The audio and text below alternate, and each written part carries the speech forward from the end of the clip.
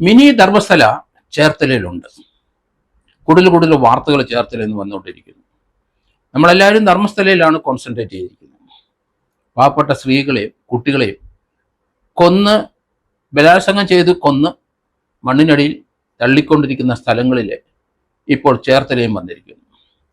ചേർത്തലയിലെ അവിടെ 9-ാം വാർഡിലെ താമസക്കാരനായ സെബാസ്റ്റ്യൻ, അയാളാണ് പ്രതിസ്ഥാനത്തിൽ ഇപ്പോൾ. 2002 ബിന്ദു പത്മനാഭൻ എന്നൊരാളെ കാണാതെ പോയി.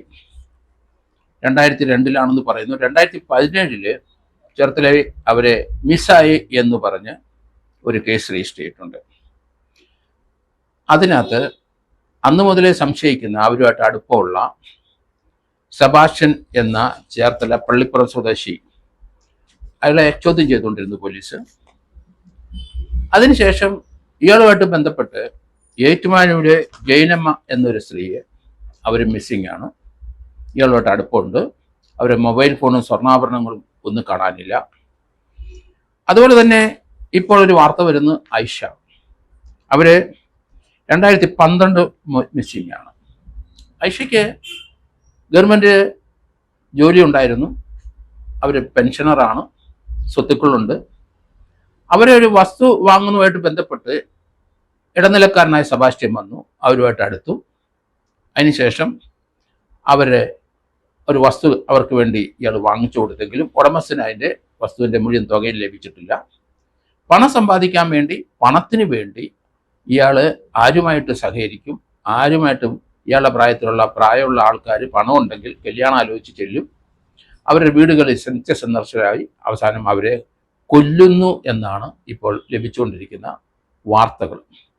ഇപ്പോൾ 3 പേരെയാണ് കാണാതായി കണ്ടെത്തിയിരിക്കുന്നത്.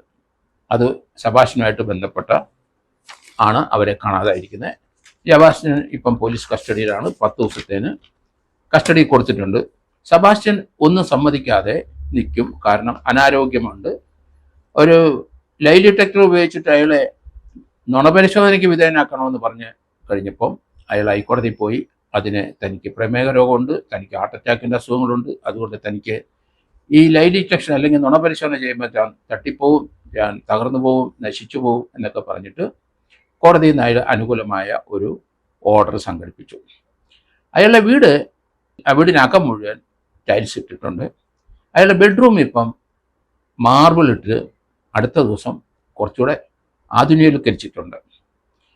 അയാളെ സംശയിച്ച് പല സന്ദർഭത്തിൽ പോലീസ് ഉദ്യോഗസ്ഥർ അയാളുടെ വീടും പരിസരമൊക്കെ പരിശോധിക്കാൻ വരുമ്പോൾ അവിടെ മാലിന്യ കൂമ്പാരങ്ങളായതുകൊണ്ട് അവർക്ക് ആർക്കും അങ്ങോട്ട് പ്രവേശിക്കാൻ മേലാതെ ആ രീതിയിൽ അവർ മടങ്ങിപ്പോവും. അങ്ങനെയാണ് അവിടെ പരിശോധിക്കാൻ ഇയാൾ തടസ്സം നിൽക്കുന്നത്. വളരെ ബുദ്ധിപൂർവ്വം ഇയാൾ നീങ്ങിക്കൊണ്ടിരിക്കുന്ന കാഴ്ചയാണ് കുറേ വർഷങ്ങളായിട്ട് കാണുന്നത്. എങ്ങും കാര്യമായ ഒരു അന്വേഷണം എത്തിയില്ല. കാണാതെ പോയവർ ഇപ്പം 3 പേരെയാണ്. 2002, 2006, 2012 കാണാതായ 3 സ്ത്രീകൾ, ബിന്ദു പത്മനാഭനും അതുപോലെ തന്നെ ജൈനമ്മ, ഏറ്റുമാനൂർ സ്വദേശി ജൈനമ്മയും അതുപോലെ ഐഷ എന്ന സ്ത്രീയും ഇപ്പം മിസ്സിംഗ് ആണ്. ഐഷയുടെ അവർക്ക് സ്ഥലം വാങ്ങിച്ചു കൊടുക്കാൻ അതിനകത്ത് ഇയാൾ പൈസ അടിച്ച് പറ്റിച്ചു. പക്ഷേ ഐഷ ജീവിച്ചിരിപ്പുണ്ട് എന്നാണ് എല്ലാവരും കരുതുന്നത്. പക്ഷേ 2-2.5 വർഷമായിട്ട് അവരുടെ പെൻഷൻ തുക അവർ വാങ്ങുന്നില്ല.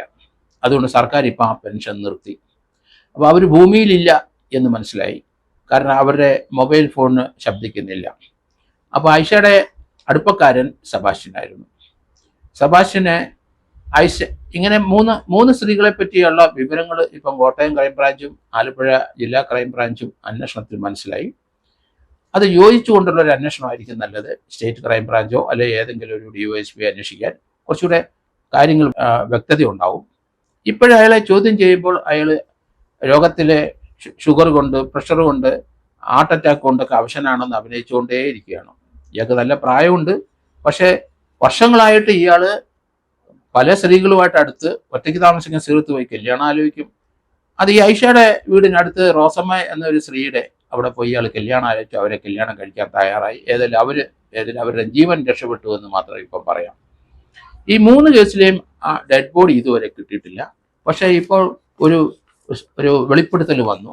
അയാൾ താമസിക്കുന്ന വീടിൻ്റെ അവിടുത്തെ ബ്ലഡ് സ്റ്റെയിൻസ് അയാളുടെ വീടിൻ്റെ അകത്ത് ഒരു വാതിലിൽ കണ്ടു. പോലീസിന് സംശയമായി. അത് പരിശോധിച്ചപ്പോൾ അത് ബ്ലഡ് സ്റ്റെയിൻ ആണ്, ഹ്യൂമൻ ബ്ലഡ് സ്റ്റെയിൻ ആണെന്ന് മനസ്സിലായി. അതുകൂടാതെ അയാളുടെ വീടിനകത്ത് ടൈൽസ് ഇട്ടിട്ടുണ്ടെങ്കിലും അയാളുടെ ബെഡ്റൂം വലിയ ടൈൽസ്, കോസ്റ്റ്ലി ടൈൽസ് ഇട്ട് ആധുനികവൽക്കരിച്ചിട്ടുണ്ട്. അപ്പോൾ അതിനടിയിൽ ഡെഡ് ബോഡി ഉണ്ടാകാനുള്ള സാധ്യതയുണ്ട്. ഇയാളെ സംബന്ധിച്ചിടത്തോളം ഇയാൾ സ്ഥലക്കച്ചവടവും അതുപോലെ തന്നെ പണമുള്ള ഒറ്റയ്ക്ക് താമസിക്കുന്ന സ്ത്രീകളുടെ അടുത്ത് അടുക്കുകയും അവരുമായിട്ട് ബന്ധപ്പെടുകയും അവസാനം അവരെ കൊലപ്പെടുത്തി അവരുടെ സ്വത്തുക്കൾ അപഹരിക്കുന്ന രീതിയാണ് ഇയാളിൽ കാണുന്നത്. ഇയാൾ ആദ്യത്തെ ഒരു കേസ്, ബിന്ദു പത്മനാഭന്റെ കേസിനകത്ത് 2002 അവരെ മിസ്സിംഗ് ആയ ശേഷം അവരുടെ കേസ് സംബന്ധിച്ച് ഇയാളെ ചോദ്യം ചെയ്തു കഴിഞ്ഞപ്പം അതിനകത്ത് ഇയാൾ വളരെ ബുദ്ധിപൂർവ്വം വൈദഗ്ധ്യപൂർവ്വം മറ്റു വക്കീലന്മാരും ഒക്കെ ആയിട്ട് ആലോചിച്ചിട്ട് ഡിഫൻസ് പറഞ്ഞ് അതിൽ നിന്ന് രക്ഷപ്പെട്ടതുകൊണ്ടാണ് തന്നെ ഒരു ചുക്കും പോലീസ് ചെയ്യാൻ കഴിയില്ല എന്ന് ഇയാൾക്കൊരു ബോധ്യം വന്നിട്ടുണ്ടാവും. അതിനുശേഷമാണ് ഇപ്പം 2 പേരെ കൂടെ മിസ്സിംഗ് ആയി അവരെ ഇയാൾ കൊലപ്പെടുത്തിയെന്ന് പോലീസ് കണ്ടെത്തി കഴിഞ്ഞു. അതിൻ്റെ കാരണം വീടിൻ്റെ പരിസരം പോലീസ് കുഴിച്ചു പരിശോധിച്ചു. ഇനിയിപ്പം പോലീസ് ആലപ്പുഴയിൽ 1-2 സ്ഥലത്ത് ഒരു ജിയോളജിക്കൽ ഡിപ്പാർട്ട്മെന്റിനെ കൊണ്ട് പരിശോധിപ്പിക്കാനായിട്ട് ശ്രമിക്കുകയാണ്. ജിയോളജിക്കൽ ഡിപ്പാർട്ട്മെന്റ് പരിശോധിച്ചാൽ അവർക്ക് 25 അടി ആഴത്തിലുള്ള കാര്യങ്ങൾ എന്തൊക്കെ കിടക്കുന്നു എന്ന് കണ്ടെത്താൻ അവർക്കുള്ള ആധുനിക സാങ്കേതിക വിവരം, അതിനുള്ള ഉപകരണങ്ങളൊക്കെ അവരുടെ കയ്യിലുണ്ട്. അതുകൊണ്ട് ഇയാളെ വീടും പരിസരവും ജിയോളജിക്കൽ ഡിപ്പാർട്ട്മെന്റിന്റെ പരിശോധനയ്ക്ക് അവർക്ക് റിക്വസ്റ്റ് കൊടുത്തിട്ടുണ്ട്. അത് തന്നെയല്ല, ആ വീട്ടിലെ അകത്ത് ഏകദേശം 15 അസ്ഥി കഷ്ണങ്ങൾ പല സ്ഥലത്തു നിന്നും ലഭിച്ചിട്ടുണ്ട്.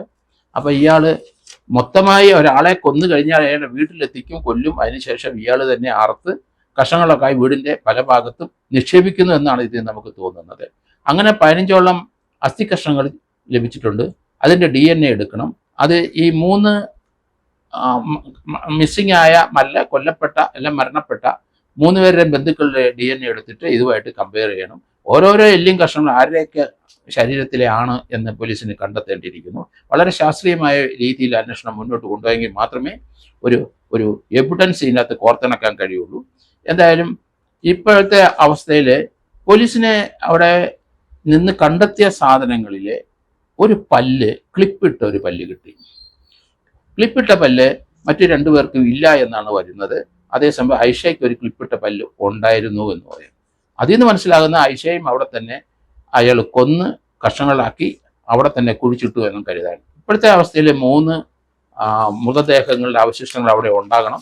അത് തന്നെയാണ് അന്വേഷണം മുന്നോട്ട് കൊണ്ടുപോകുന്നത് എന്ന് എനിക്ക് തോന്നുന്നു. ഇതുപോലെ തന്നെ ഇയാളെ ഫ്രോഡ് അല്ലെങ്കിൽ ചീറ്റിംഗ് നടത്തിയത് ബിന്ദു പത്മനാഭനെ ഉപയോഗിച്ചിട്ട് എറണാകുളം ആലുവയ്ക്കടുത്ത് ഇയാൾ അവിടെ ഒരു സ്ഥലക്കച്ചവടം ചെയ്ത് അത് ബിനാമിയായിട്ട് ഇവരെ അവിടെ കൊണ്ടുപോയി ഇവരുടെ പേരിലേക്ക് സ്ഥലം മാറ്റി അത് ഇയാൾ മറച്ചു വിറ്റ് ആ പണം മുഴുവൻ അടിച്ചെടുത്തു.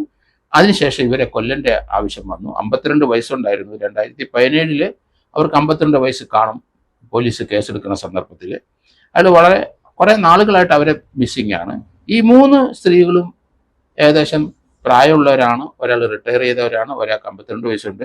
ജൈനമ്മ ഏറ്റുമാരനും ഏകദേശം 40-45 വയസ്സുണ്ട്.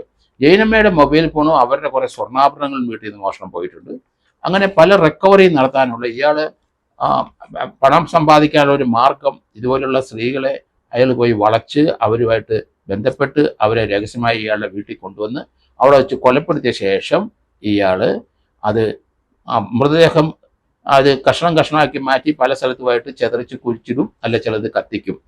കാരണം ഇയാള് റോസമ്മ എന്ന സ്ത്രീയെ വിവാഹാലോചനയിൽ ചെന്നപ്പം ഈ ഐഷയുടെ അടുത്തുള്ള സ്ത്രീയാണ് അവര്. ഐഷയുടെ ഫോണിൽ നിന്നും കോള് റോസമ്മയ്ക്ക് 2 പ്രാവശ്യം വന്നു. അത് പോലീസിൽ പറഞ്ഞെന്നാണ് പറയുന്നത്. പക്ഷെ പോലീസ് അത് ഫോളോ അപ്പ് ചെയ്തില്ല. എങ്കിലും വളരെ ദുരൂഹമായ കൊലപാതകങ്ങളാണ്. ഒരു മിനി ധർമ്മസ്ഥല തന്നെയാണ് ചേർത്തലയിൽ.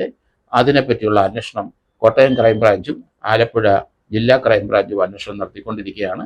ഇതുവരെ 3 പേരുടെ മൃതദേഹാവശിഷ്ടങ്ങൾ അവിടെ ഉണ്ടെന്ന് തന്നെയാണ് കരുതപ്പെടുന്നത്. അതുകൊണ്ടാണ് ഞാൻ പറയുന്നത്, ഇത് കേരളത്തിൽ ധർമ്മസ്ഥലയിൽ മാത്രമല്ല, കേരളത്തിന്റെ പല ഭാഗത്തും ഒറ്റയ്ക്കും തെറ്റയ്ക്കും ഒക്കെ ആയിട്ട് ധാരാളം കൊലപാതകങ്ങൾ നടക്കുന്നുണ്ട്. അതുപോലെ സ്ത്രീകൾ ഒറ്റപ്പെട്ട് താമസിച്ച സ്ത്രീകളുടെ ജീവൻ അപകടത്തിലാണ്. ഇതുപോലുള്ള ആൾക്കാർ വന്ന് അടുക്കും, അവരെ വിളിച്ചുകൊണ്ട് പോകും. ആ ഐഷയുടെ ഫോൺ ഉപയോഗിച്ചിട്ട് റോസമ്മയെ വിളിച്ചിട്ടുണ്ടെങ്കിൽ അവരെ കൊന്ന ശേഷം ഇയാളുടെ കയ്യിൽ ആ മൊബൈൽ ഫോൺ ഉണ്ട് എന്നാണ് വരുന്നത്. ഏതായാലും വളരെ ദുരൂഹമായ കേസുകളാണ് ഇപ്പോൾ റിപ്പോർട്ട് ചെയ്തുകൊണ്ടിരിക്കുന്നത്. അതിൻ്റെ കൂടുതൽ വിവരങ്ങൾ ഇനിയും മനസ്സിലാക്കാം. പക്ഷേ ഇപ്പം ചെന്ന് എത്തിയിരിക്കുന്നത് ക്ലിപ്പിട്ട ഒരു പല്ല് കിട്ടിയിരിക്കുന്നു.